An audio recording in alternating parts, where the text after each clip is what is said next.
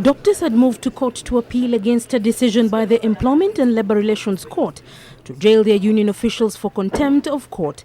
This time around, the appeal being argued by Senior Counsel James Sorengo and Philip Murgor. The Council of Governors, represented by Eunice Wamala, initially registering the disapproval of the appeal. Probably all the counsel from the respondent side have spoken, and before we get to the merits, I can be allowed to make pronouncements. When we hear all of you and you have to retire and make a ruling, we might give you a week or so to go and prepare a considered ruling. And there are some people who are in prison who will be waiting, isn't it? And that is why we are trying to avoid. After consultations among the learned colleagues, it was agreed that the first course of action is the immediate release of the KMPDU 7. The Law Society of Kenya and the Kenya National Commission on Human Rights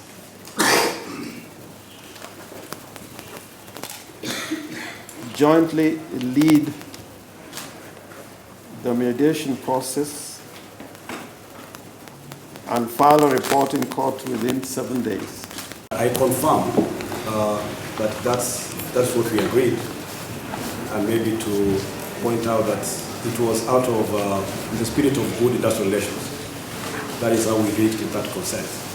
Applicants number 1 to 8 in civil appeal appellants number 1 to 8 in civil appeal number 9 of 2017 shall be released forthwith from prison pending the hearing of the appeal. You have made it easy for us and also for the doctors, I believe, for Kenyans.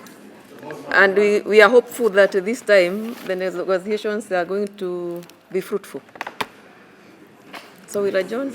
Just like the proverbial cat with 9 lives, doctors have gotten a new lease of life from the appeal court earlier this morning, as it is expected that within the next 7 days they will be able to go back to court with some sort of an agreement. It has dragged on for too long. So many innocent Kenyans have died in hospital for lack of treatment. A solution must be found to this crisis. There are many cadres in the health sector, and all of them have different structures and different terms of service and different remuneration structures. You cannot take them and give them to the counties without putting in place a structure that makes sure that whether a doctor is employed in Migori, whether a doctor is employed in Garissa, whether a doctor is employed in Nakuru, they all have the same terms of service. The talks get another shot of taking off again as Kenyans pray and hope that parties will agree to disagree and have doctors go back to work. Leila, Mohammed, NTV.